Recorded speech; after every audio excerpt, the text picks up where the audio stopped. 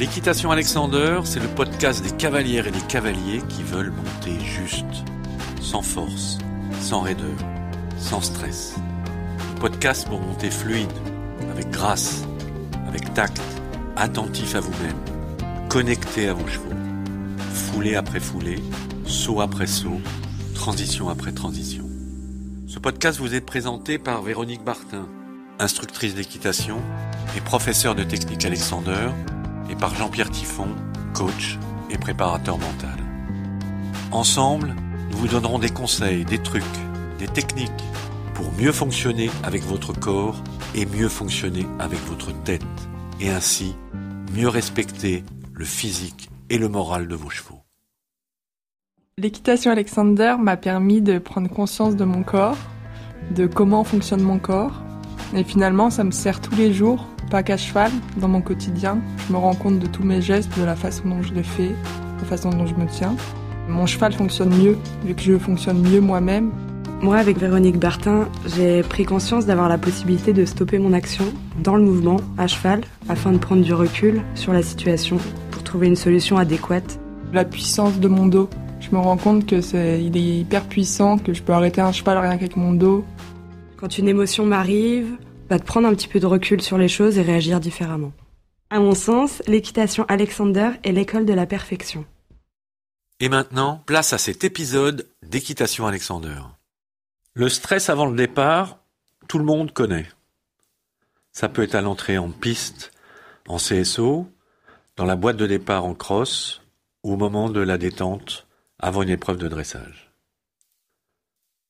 C'est un moment clé pour les cavaliers de concours. Un cavalier de concours peut tout perdre à ce moment-là. Il peut perdre son énergie, il peut, parce que le paddock a été mauvais, imaginer que le parcours sera pire encore.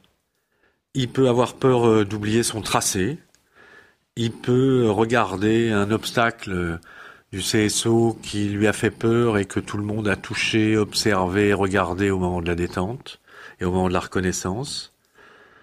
Il peut avoir une boule au ventre. Enfin, plein de situations arrivent. C'est un moment clé parce que vous avez tellement préparé votre concours que vous risquez de vous mettre une pression énorme en vous disant « j'ai 1 minute 30 pour essayer de prouver les progrès que j'ai faits, pour être à la hauteur de ce qu'on attend de moi, ce que mes parents attendent de moi parce qu'ils ont misé sur moi, ils ont mis de l'argent dans les chevaux. » Vous pouvez vous mettre la pression parce que votre coach vous a dit que vous étiez capable mais vous vous en doutez. Vous pouvez avoir tout d'un coup la pression de vous dire mon propriétaire m'a confié un cheval et si jamais je suis pas à la hauteur aujourd'hui, il risque de me le retirer. Enfin, il y a toute une pression qui peut se mettre à ce moment-là. J'ai connu une cavalière, elle allait rentrer en piste dans une Coupe des Nations et elle était blanche, livide. Elle avait perdu tous ses moyens.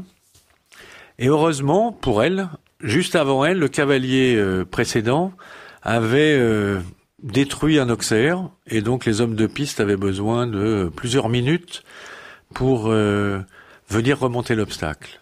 Et à ce moment-là, elle revient vers le paddock. J'étais à côté d'elle. Là, j'étais son coach mental du moment. Et elle se met complètement à pleurer. Elle s'effondre, elle lâche tout, elle repart, elle rentre en piste, elle fait son tour, sans faute, ou peut-être un petit 4 points. Et quand elle est revenue, elle me dit « j'ai un enseignement formidable, faut mieux pleurer avant qu'après ». Et en fait, en pleurant, elle avait lâché la pression qu'elle avait accumulée. Donc je pense que votre objectif de cavalier, c'est d'imaginer votre rituel qui va vous correspondre pour pouvoir rentrer en piste serein, tranquille et déterminé. Alors ce rituel, il va dépendre de chacun de vous. Il va falloir que vous l'imaginiez. Ça va dépendre de votre personnalité. Est-ce que vous êtes introverti ou extraverti ? Si vous êtes introverti, vous avez besoin de vous isoler, de faire une bulle autour de vous, de ne pas entendre les bruits environnants, de ne pas regarder les gens, comme si vous aviez une espèce de ballon en plastique qui vous protège de l'extérieur. Si vous êtes extraverti, au contraire, discutez avec vos amis, avec le coach, parlez, échangez, ça va vous faire du bien, ça va éviter qu'un petit vélo se déclenche dans votre tête. Après, ça va dépendre de vos canaux de perception dominants. Si vous êtes visuel, fixez-vous, regardez des choses qui vous tranquillisent. J'ai connu une cavalière, elle était sur un terrain où au loin il y avait un chêne magnifique, et elle, juste avant de rentrer en piste, elle fixait ce chêne. Si vous êtes kinesthésique, vous avez peut-être besoin de vous frotter les mains, de caresser votre cheval, éventuellement de frotter assez vigoureusement votre nuque, parce que là, ça redonne de l'énergie. Si vous êtes un auditif, entendez les choses, parlez, écoutez. Si vous êtes dialogue intérieur, c'est des traits de personnalité qu'on détecte chez les cavaliers, répétez-vous une phrase fétiche. Je connais une cavalière, quand elle rentrait en piste, elle se disait « mon galop, mon galop, mon galop ». Et c'était juste les 3 mots qui l'aidaient à rentrer en piste avec la bonne énergie et à commencer son tour dans le bon rythme. Donc pour vous, il faut trouver chacun d'entre vous votre rituel qui vous correspond et qui va vous aider, avant de rentrer en piste, à être le plus serein, le plus tranquille, le plus déterminé, en pleine possession de tous vos moyens, en pleine possession de tous les talents que vous avez et qui vont vous permettre de vivre un parcours formidable. Si vous avez envie d'être accompagné pour réfléchir à ce rituel, n'hésitez pas à nous contacter, à venir en stage ou à demander du coaching à distance. À bientôt. Pour en savoir plus, venez nous retrouver en stage chez nous, à la Bidauderie ou chez vous, en région. Vous pouvez aussi approfondir en lisant chez Belin l'équitation par la technique Alexander et le cavalier idéal. Vous pouvez nous retrouver sur notre site méthodealexander.com, sur les réseaux sociaux, la page Facebook Méthode Alexander, Instagram Équitation Alexander et la chaîne YouTube Équitation Alexander.